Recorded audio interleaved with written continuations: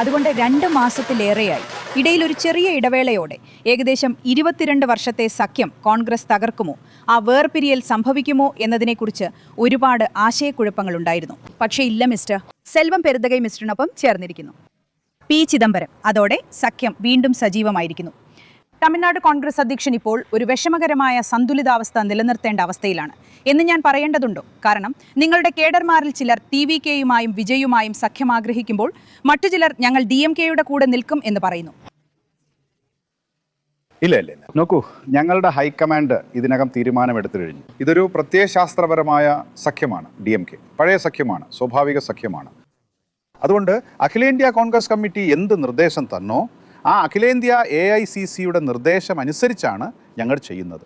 അതുകൊണ്ട് 1-ാം ദിവസം മുതൽ ഞങ്ങളുടെ അഖിലേന്ത്യാ കോൺഗ്രസ് കമ്മിറ്റി നേതാക്കൾ മല്ലികാർജ്ജുൻ ഖാർഗെജി, രാഹുൽ ഗാന്ധിജി എന്നിവരെ പോലെ സോണിയാഗാന്ധിജി DMKയുമായി തുടരാനാണ് ആഗ്രഹിക്കുന്നത്. പക്ഷേ ഞങ്ങൾ വിലപേശി അവർ 63 സീറ്റ് തന്നു, പിന്നെ 41 സീറ്റ്, പിന്നെ 25 സീറ്റ്.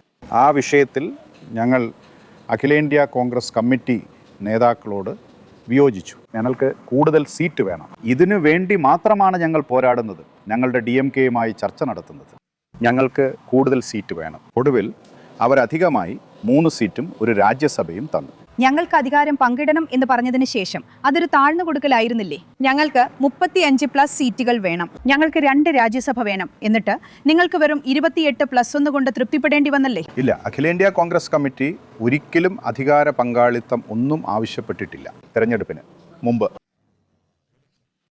തെരഞ്ഞെടുപ്പിന് മുമ്പ് ആരും അധികാരം ചോദിക്കാറില്ല. ഞങ്ങളുടെ കേഡർമാരും ഏതാനും ചില നേതാക്കളും തിരഞ്ഞെടുപ്പിന് മുമ്പ് അധികാര പങ്കാളിത്തം ആഗ്രഹിച്ചു. അങ്ങനെ ഒടുവിൽ അവർ തീരുമാനിച്ചു, ആദ്യം നമ്മൾ തെരഞ്ഞെടുപ്പിലേക്ക് പോകും. തെരഞ്ഞെടുപ്പിന് ശേഷം ഞങ്ങളുടെ കേഡർമാരുടെ ഇഷ്ടവും അഭിപ്രായവും എന്താണോ അത് ഞങ്ങളുടെ DMK മേധാവി സ്റ്റാലിൻജിയോട് പറയും. നിങ്ങൾ പലപ്പോഴും ചന്ദ്രബാബു നായിഡു മോഡലോ അല്ലെങ്കിൽ നിതീഷ് കുമാർ മോഡലോ ഉദ്ധരിക്കാറുണ്ട്. എന്തുകൊണ്ടാണ് DMK അധികാരം പങ്കിടാൻ തയ്യാറാവാത്തത്? ഇപ്പോഴെങ്കിലും അവർ വിജയിക്കുകയാണെങ്കിൽ നിങ്ങളുമായി അധികാരം പങ്കിടുമെന്ന് എന്തെങ്കിലും വാക്കാലുള്ള ഉറപ്പ് നൽകിയിട്ടുണ്ടോ? ഇല്ല, വാക്കാലുള്ള ഉറപ്പില്ല, എങ്കിലും രേഖാമൂലമുള്ള ഉറപ്പുണ്ട്. അതുകൊണ്ട് തെരഞ്ഞെടുപ്പിന് ശേഷം തീർച്ചയായും അവർ പരിഗണിക്കും, അല്ലെങ്കിൽ അവർ ചോദിക്കും, അവരെല്ലാം ആവശ്യപ്പെടും. തെരഞ്ഞെടുപ്പിന് മുമ്പ് ഞങ്ങൾക്ക് കഴിയില്ല. ഞങ്ങൾ തിരഞ്ഞെടുപ്പിനെ നേരിടണമെന്ന് അവർ പറഞ്ഞു. ഒരു ശക്തമായ ശബ്ദമുള്ളതായി തോന്നുന്നു. കുറഞ്ഞത് പല നേതാക്കളും കേഡർമാരും TVKയുമായും വിജയുമായും നിങ്ങൾ കൈകോർക്കണമെന്ന് നിർദ്ദേശിക്കുന്നതായി തോന്നുന്നു. അതിലൂടെ നിങ്ങൾക്ക് മത്സരിക്കാൻ കഴിയും. ഒന്നാമതായി, കൂടുതൽ സീറ്റുകൾ, കൂടാതെ ഇവിടെ ഒരു സർക്കാർ രൂപീകരിക്കാൻ ഒരുപക്ഷെ കൂടുതൽ അവസരം ലഭിക്കുകയും ചെയ്യും. ഇതൊരു ജനാധിപത്യ പാർട്ടിയാണ്. എല്ലാവരും അവർ ഞങ്ങളുടെ അവകാശങ്ങൾ ചോദിക്കും, അവർ ഞങ്ങളുടെ അവകാശങ്ങൾ ആവശ്യപ്പെടും. അതുകൊണ്ടാണ് ഞങ്ങളുടെ ചില നേതാക്കൾ അവർ അധികാരം പങ്കിടൽ ചോദിക്കുന്നു, അവർ കൂടുതൽ സീറ്റ് ചോദിക്കുന്നു. അവർ ചോദിക്കുന്നത് തെരഞ്ഞെടുപ്പിന് മുമ്പ് നമ്മൾ തീരുമാനിക്കണമെന്നാണ്. അതുകൊണ്ട് ഒടുവിൽ ഞങ്ങളെ ഓൾ ഇന്ത്യ കോൺഗ്രസ് കമ്മിറ്റി സുപ്രീമോ തീരുമാനിച്ചു, തെരഞ്ഞെടുപ്പിന് മുമ്പ് ഇതിനെക്കുറിച്ച് സംസാരിക്കരുതെന്ന്. ഞങ്ങൾക്ക് കൂടുതൽ സീറ്റ് ലഭിക്കും, ഞങ്ങൾ ചർച്ച നടത്തും. അവസാനം ഞങ്ങൾക്ക് 28 സീറ്റും ഒരു രാജ്യസഭാ സീറ്റും കിട്ടി. ഞങ്ങൾ കരാർ പൂർത്തിയാക്കി. ഈ സമയത്ത് നിങ്ങൾ ഉന്നയിച്ച എല്ലാ ആവശ്യങ്ങളും വെച്ച് നോക്കുമ്പോൾ ഇതൊരു ആൻറ്റി ക്ലൈമാക്സ് പോലെ തോന്നി. പക്ഷേ താഴെത്തട്ടിലും മണ്ഡലം തലത്തിലുമുള്ള നിങ്ങളുടെ പ്രവർത്തകരെ അവർക്കതിൽ താല്പര്യമില്ലാതിരിക്കുമ്പോൾ DMKയ്ക്ക് ആ വോട്ട് കൈമാറാൻ ബോധ്യപ്പെടുത്തുന്നത് നിങ്ങൾക്ക് അല്പം ബുദ്ധിമുട്ടാവില്ലേ? ഇല്ല, ഞങ്ങളുടെ പാർട്ടി വളരെ അച്ചടക്കമുള്ള ഒരു പാർട്ടിയാണ്, ജനാധിപത്യ party. All India Congress committee എന്തു പറഞ്ഞാലും അതാണ് അന്തിമ വിധി, അവസാന വാക്ക്. ഞങ്ങൾക്ക് ലക്ഷ്മണരേഖ മുറിച്ചു കടക്കാൻ കഴിയില്ല. ഓൾ ഇന്ത്യ കോൺഗ്രസ് കമ്മിറ്റി എന്ത് പറഞ്ഞാലും ഞാൻ അനുസരിക്കും, ഞങ്ങളുടെ പ്രവർത്തകർ അനുസരിക്കും, എല്ലാവരും അനുസരിക്കും. ഇല്ല, ഒരു ആശയക്കുഴപ്പവും ഇല്ല. ഞങ്ങൾ ഇന്ത്യ സഖ്യം വളരെ ശക്തരാണ്. ഇതൊരു വളരെ ആശയപരമായ സഖ്യമാണ്, ഒരു പഴയ സഖ്യം, ഒരു സ്വാഭാവിക സഖ്യം. അതുകൊണ്ട് ഞങ്ങൾ ഒരുമിച്ച് തിരഞ്ഞെടുപ്പിനെ നേരിടും, ഞങ്ങൾ വിജയിക്കും. സ്വത്വത്തിന്റെ കാര്യത്തിൽ DMKയിൽ നിന്ന് വേറിട്ട് നിൽക്കാൻ കഴിയുന്ന തരത്തിൽ കോൺഗ്രസ് വിഷയങ്ങളിൽ വേണ്ടത്ര കഠിനാധ്വാനം ചെയ്തില്ലെന്ന് ചിലർക്ക് തോന്നുന്നു. DMKയുടെ നിഴലിലായതുകൊണ്ടും സഖ്യത്തിനുള്ളിലായതുകൊണ്ടും കോൺഗ്രസിന് വളരാൻ സാധിക്കുമായിരുന്ന അത്രയും വളരാൻ കഴിയാത്തതിന്റെ കാരണങ്ങളിൽ ഒന്നായി അതും പറയുന്നില്ലേ? ഇല്ല, ഇത് ശരിയല്ല. ഞങ്ങളുടെ കേഡർമാർ RSS BJP പോലുള്ള ദുശക്തികളുമായി ദിവസവും സമരം ചെയ്യുകയാണ്, ദിവസവും പോരാടുകയാണ്. എവിടെയൊക്കെ ആയാലും ജനങ്ങൾക്ക് നേരെയുള്ള ഏതൊരു ആക്രമണവും, ഏതൊരു ലോക്കപ്പ് മരണവും ഏതൊരു പൊതുപ്രശ്നവും ഏതൊരു സാമൂഹിക ക്ഷേമ പ്രശ്നവും ജനങ്ങളുടെ പ്രശ്നവും ഞങ്ങളുടെ പാർട്ടി സംസ്ഥാനത്ത് ആദ്യമായി ഏറ്റെടുക്കും. കാരണം നിങ്ങൾ അങ്ങനെ ഒരാളായിരുന്നല്ലോ. ഇന്നലെ സാമൂഹിക നീതിയെക്കുറിച്ച് സംസാരിച്ചിട്ടുള്ള അതെ ഇല്ല ഇന്നലെയും ഗ്യാസ് വില വർധനവിനെതിരെ ഞങ്ങൾ പ്രതിഷേധം നടത്തി. ഗ്യാസ് ഡിമാൻഡ് എല്ലാത്തിനും. അപ്പോൾ ആ സാമൂഹിക നീതിയുടെ നിലപാട് DMKയുടെ ഒരു ചെറിയ സഖ്യകക്ഷിയായിരുന്നിട്ടും നിങ്ങൾക്ക് മുന്നോട്ട് കൊണ്ടുപോകാൻ സാധിക്കുന്നുണ്ടോ? തീർച്ചയായും ഞങ്ങൾ പതിവായി ആവശ്യപ്പെടുന്നു, പതിവായി ചോദിക്കുന്നു, പതിവായി അവർ നിയമസഭയിൽ സംസാരിക്കുന്നു, പൊതുമാധ്യമങ്ങളിൽ. ശരി, എനിക്ക് നിങ്ങളോടൊരു കാര്യം ചോദിക്കാനുണ്ട്. BJP DMK ഹിന്ദു വിരുദ്ധരായി ചിത്രീകരിക്കുന്നു, നിങ്ങൾ അതിനെ സഹായിക്കുന്നു എന്ന നിലയിലും.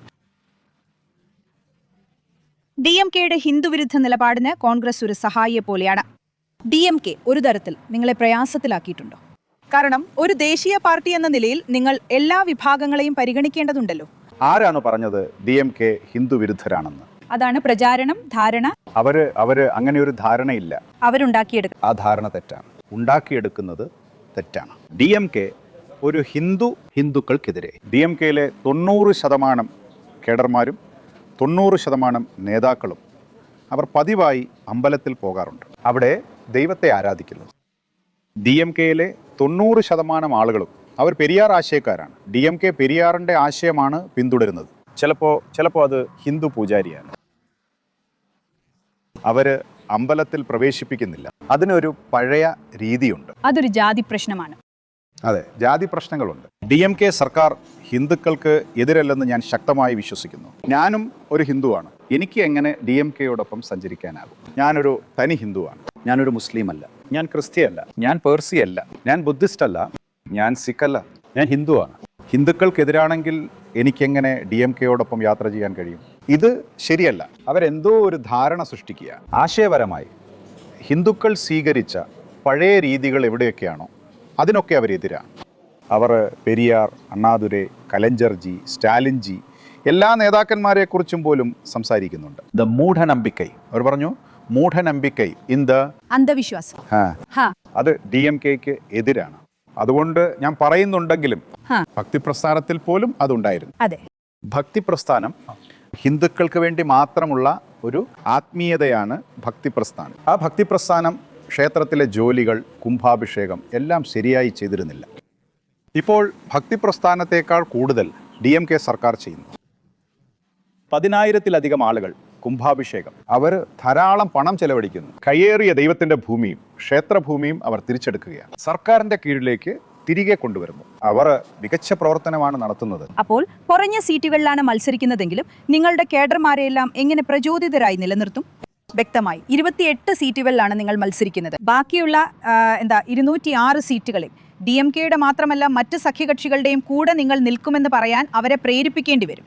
കൂടുതൽ സീറ്റുകളിൽ മത്സരിക്കുമെന്നും സംസ്ഥാനത്ത് വലിയൊരു സാന്നിധ്യമുണ്ടാകുമെന്നും ഒരുപക്ഷെ പ്രതീക്ഷിച്ചിരുന്ന നിങ്ങളുടെ കേഡർമാരെ എങ്ങനെയാണ് നിങ്ങൾ പ്രേരിപ്പിക്കുകയും അവരുടെ മനോവീര്യം നിലനിർത്തുകയും ചെയ്യുന്നത്? ഇല്ല, ഈ ചോദ്യം എന്തിനാണ് നിങ്ങൾ ഉന്നയിക്കുന്നതെന്ന് എനിക്കറിയില്ല. ഞാൻ പറയാം. കഴിഞ്ഞ തെരഞ്ഞെടുപ്പിൽ ഞങ്ങൾ 25 സീറ്റുകളിൽ മത്സരിച്ചു. ഇപ്പോൾ 3 സീറ്റ് കൂടുതൽ. ഒരു രാജ്യസഭ. മുൻപ് അങ്ങനെ ആയിരുന്നില്ല. അവർ 3 സീറ്റ് അധികം തന്നു. അവർ AIADMKയുടെ 1 സീറ്റ് കുറയ്ക്കുക പോലും ചെയ്യുന്നുണ്ട്. MDMKക്ക് 2 സീറ്റ്. മറ്റ് പാർട്ടികളുടെയും അവർ കുറയ്ക്കാൻ പോവുകയാണ്. പക്ഷേ അവർ ദേശീയ പാർട്ടിയെ ബഹുമാനിച്ചു. അവർ കോൺഗ്രസ് പാർട്ടിയെ ബഹുമാനിച്ചു.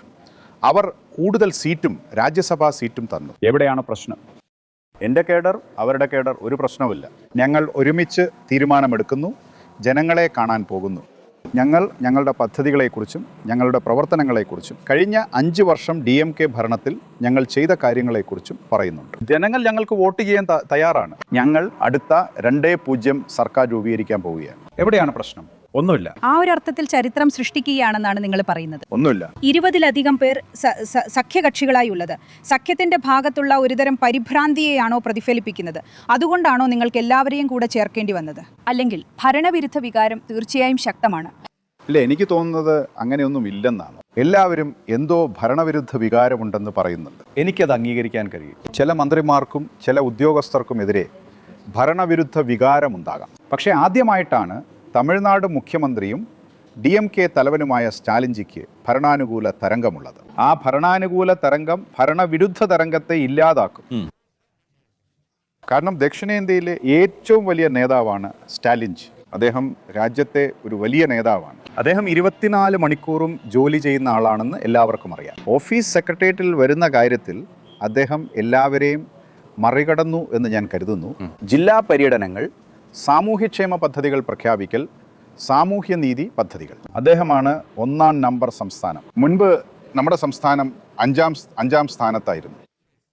അതെ, ഇപ്പോൾ 1-ാം സ്ഥാനത്തേക്ക് വരുന്നു. അവർ കൂടുതൽ GST അടയ്ക്കുന്നുണ്ട്. ഉൽപാദനം, GDP എല്ലാം തമിഴ്നാട് സർക്കാരിൻ്റെ പിന്തുണയാണ്, 50% കേന്ദ്ര സർക്കാരിന്. അതെ, അതുകൊണ്ട് എല്ലാ ആളുകളും നിങ്ങൾ ഈ പറയുന്ന 20, 25, 30 സഖ്യം ജെൻസി ആ ആളുകൾ, ആ പ്രായക്കാരും ചിന്തിക്കുന്നു മറ്റു സംസ്ഥാനങ്ങൾ ചെയ്യാത്തത് സ്റ്റാലിൻജി ഇങ്ങനെ ചെയ്യുന്നുവെന്ന്. അതുകൊണ്ട് തീർച്ചയായും അവർ അവരുടെ മനസ്സ് മാറ്റും. അതുകൊണ്ട് വിജയും അതേ ജെൻസി വിഭാഗത്തെ യുവ വോട്ടർമാരെയാണ് ലക്ഷ്യമിടുന്നത് എന്ന് പറയപ്പെടുന്നു. ഇല്ലില്ല, ജെൻസി ഗ്രൂപ്പുകൾ വിദ്യാസമ്പന്നരാണ്. ഒന്നാമത് 1-ാം തലമുറ. തീർച്ചയായും അവർ DMKക്ക് വോട്ട് ചെയ്യും. കാരണം എല്ലാം വ്യക്തമായ കണക്കുകളാണ്. 21-ൽ അവർ ചുമതലയേൽക്കുമ്പോൾ തമിഴ്നാട് സംസ്ഥാനത്തിൻ്റെ അവസ്ഥ എന്തായിരുന്നു? മറ്റു വകുപ്പുകളുടെ, വിദ്യാഭ്യാസ വകുപ്പിൻ്റെ, ആരോഗ്യ വകുപ്പിൻ്റെ, എല്ലാ വകുപ്പുകളുടെയും അവസ്ഥ എന്തായിരുന്നു? അപ്പോൾ 5 വർഷം കഴിഞ്ഞ് അവരെന്ത് ചെയ്തു? ഇന്നും എല്ലാ പത്രങ്ങളിലും അവർ കൊടുത്തിട്ടുണ്ട് വിശദാംശങ്ങൾ. കഴിഞ്ഞ 2016 മുതൽ 21 വരെ AIADMK എന്ത് ചെയ്തു എന്നത്, 21 മുതൽ 26 വരെ DMK എന്ത് ചെയ്തു എന്നത് എല്ലാം കറുപ്പിലും വെളുപ്പിലുമായി അവർ പറഞ്ഞു. അതുകൊണ്ട് ഉന്നത വിദ്യാഭ്യാസമുള്ള ആളുകൾ, 1-ാം തലമുറയിലെ ആളുകൾ തീർച്ചയായും അത് വായിച്ചു നോക്കും. എവിടെയാണ് ഭരണവിരുദ്ധ വികാരം? 75% കൂടുതൽ ജോലികൾ, 75% പദ്ധതികൾ കഴിഞ്ഞ AIADMK ഭരണത്തിലെ 5 വർഷവുമായി താരതമ്യം ചെയ്യുമ്പോൾ അവർ നടപ്പിലാക്കി. NDA പറയുന്നു, നിങ്ങൾക്കറിയാമല്ലോ 505 വാഗ്ദാനങ്ങളിൽ 160 മാത്രമേ നിങ്ങൾ നടപ്പിലാക്കിയുള്ളൂ എന്ന്. ഇല്ല, ഇതൊരു നുണയാണ്. അത് എപ്പോഴും അതാണ് പറയുന്നത്, നുണകൾ. ബ്രഹ്മകാണ്ഡം പോലുള്ള നുണ. 85%-ലധികം അവർ നിറവേറ്റി. ബാക്കിയുള്ള 15%-ത്തെക്കുറിച്ച് പ്രഖ്യാപിക്കാൻ പോകുന്നു. എന്താണ് കാരണമെന്ന് അവർ ജനങ്ങളോട് പറയും. വിജയെയും TVKയും കുറിച്ചുള്ള നിങ്ങളുടെ കാഴ്ചപ്പാട് എന്താണ്? അതൊരു പുതിയ പാർട്ടിയാണ്. അവർക്ക് സ്വയം തെളിയിക്കേണ്ടതുണ്ട്. അവർക്ക് കിട്ടും കൂടുതൽ, എത്ര ശതമാനം വോട്ട്, എന്നിട്ട് മാത്രമേ നമുക്ക് TVKയെ കുറിച്ച് പറയാൻ കഴിയൂ. അവർ DMK വിരുദ്ധ വോട്ടുകളെ ബാധിക്കുമെന്നാണോ അതോ DMKയെ തന്നെ ബാധിക്കുമെന്നാണോ നിങ്ങൾ കാണുന്നത്? ഇല്ല, എന്തു തന്നെ പറഞ്ഞാലും എനിക്കറിയില്ല ശരിയാണോ തെറ്റാണോ എന്ന്. അദ്ദേഹം ഞങ്ങളുടെ ഭാഷ്യത്തിൽ ശരിയാണെങ്കിൽ ഭരണവിരുദ്ധ വികാരം, തീർച്ചയായും ഭരണവിരുദ്ധ വികാരം സ്വാഭാവികമായും പ്രതിപക്ഷ പാർട്ടിയായ ADMKക്ക് പോകും. ഇപ്പോൾ മറ്റൊരു പാർട്ടി ഉയർന്നു വന്നിരിക്കുന്നു, മറ്റൊരു പാർട്ടി രംഗത്തുണ്ട്, TVK പോലെ. ഈ വോട്ട് പരമാവധി 80% പുതിയ പാർട്ടിക്ക് പോകും. ഇതിൻ്റെ കണക്ക് കൂട്ടൽ, വിലയിരുത്തൽ. തീർച്ചയായും DMK സർക്കാർ രൂപീകരിക്കാൻ പോകുന്നു. അപ്പോൾ നിങ്ങൾ പറയുന്നത് വിജയ് DMKയേക്കാൾ കൂടുതൽ NDAയെ ബാധിക്കുമെന്നാണ്. കാരണം ഇപ്പോൾ ആളുകൾക്ക് അറിയില്ല. അദ്ദേഹം ഒരു തടസ്സക്കാരൻ മാത്രമായി മാറിയേക്കാം. അദ്ദേഹം ഒരു വോട്ട് കട്ടർ ആകുമെന്നതും ഒരു കണക്ക് കൂട്ടലാണ്. അതെ, തീർച്ചയായും നിങ്ങൾ പറഞ്ഞത് ശരിയായിരിക്കും. അവർ നിങ്ങളുടെ DMKയുടെ സാധ്യതകളെ ബാധിക്കുമെന്ന് നിങ്ങൾ പ്രതീക്ഷിക്കുന്നില്ല. കാരണം ചിലർ പറയുന്നു, നോക്കൂ ആദ്യ തലമുറ ഒരു പക്ഷേ ഉദയസൂര്യൻ, ഉദിക്കുന്ന സൂര്യൻ, അല്ലെങ്കിൽ കോൺഗ്രസ് പാർട്ടിയോ മറ്റു പിന്തുണക്കാരോ. പക്ഷേ യുവതലമുറയും സ്ത്രീകളും ഈ നടൻ രാഷ്ട്രീയക്കാരന് വോട്ട് ചെയ്യാൻ ആഗ്രഹിക്കുന്നു. ഇല്ല, ഒരാഴ്ച 10 ദിവസം കഴിഞ്ഞ് എല്ലാ ധാരണകളും തമിഴ്നാടിനെ മാറ്റും. അവരിന്ന് DMK സർക്കാർ തുടങ്ങി നൽകിയിട്ടുള്ള ഡാറ്റാബേസ്, എല്ലാ പത്രങ്ങളും, ടെലിവിഷൻ എല്ലാം കുറഞ്ഞത് ആളുകൾ ഈ പ്രൊജക്ഷൻ കഴിഞ്ഞ 5 വർഷം അവരെന്ത് ചെയ്തു എന്നത് കാണും. തീർച്ചയായും വോട്ടർ DMKക്ക് അനുകൂലമായി മാറും. ശരി, ഈ സംഭാഷണത്തിന് വളരെ നന്ദി. നിങ്ങൾക്കൊരു മികച്ച തെരഞ്ഞെടുപ്പ് ഉണ്ടാകുമെന്ന് പ്രതീക്ഷിക്കുന്നു. നന്ദി. രാഷ്ട്രീയ കോലാഹലങ്ങൾ വളരെ കൂടുതലാണ്, പക്ഷെ പ്രചാരണം തുടരേണ്ടി വരും ഞാൻ കരുതുന്നു. നന്ദി മാഡം. വളരെ നന്ദി. അപ്പോൾ അതാണ് തമിഴ്നാട് കോൺഗ്രസ് അധ്യക്ഷൻ പറയുന്നത്. വിജയ് എന്ന ഘടകം, അതായത് TVK പാർട്ടി NDAയുടെ AIADMK BJP സഖ്യത്തെ DMKയേക്കാൾ കൂടുതൽ ബാധിക്കാൻ സാധ്യതയുണ്ടെന്നാണ്. കാരണം DMK വിരുദ്ധ വോട്ടുകൾ വിഭജിക്കപ്പെടുമെന്നതാണ് അതിന് പിന്നിലെ യുക്തിയെന്ന് അദ്ദേഹം വിശ്വസിക്കുന്നു.